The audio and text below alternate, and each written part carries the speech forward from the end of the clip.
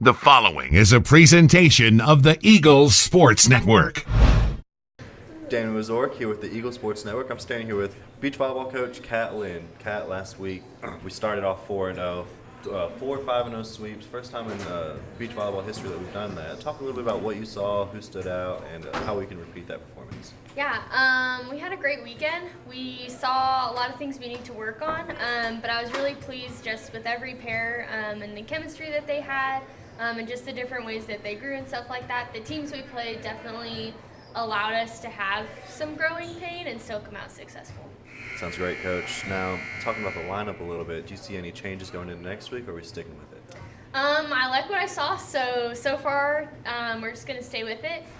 This week in practices, we've been working a lot on different pairs and the different struggles that they had, and so we've definitely kind of ironed out some of that stuff, and we'll be more prepared for this weekend.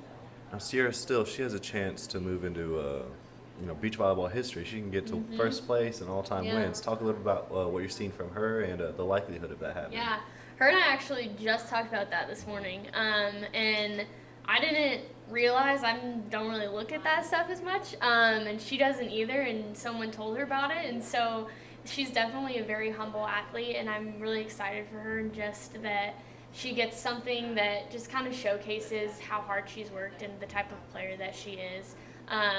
I have no doubt that she'll get it this weekend. I feel like I have to stop on wood. But she's a great athlete, and she works really hard for us, and she's just been such a pivotal person for us.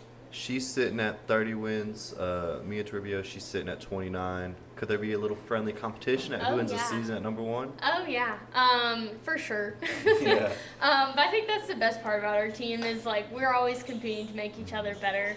And to just be the person that pushes someone else to be great is just a good honor, and they all see it that way, which is even better. I'm looking forward to next weekend. We have LaGrange and Rip McConnell again this week.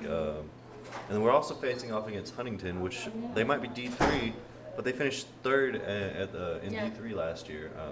And we're also going against St. Andrews. Yeah, so talk a little bit about what you've seen from them and the probability of us not only starting the season 6-0 for the first time in Carson-Newman history, but potentially 8-0. Yeah, that's the goal. I really think we can do it. We've prepared all weekend for the teams that we're playing. We saw things last weekend that we don't typically see, and so we're very used to our certain style of beach volleyball. So this past week in practices, we've really been kind of drilling and nailing out the differences in the way they play versus us, and kind of getting used to that, used to the over on one and the option balls all the time.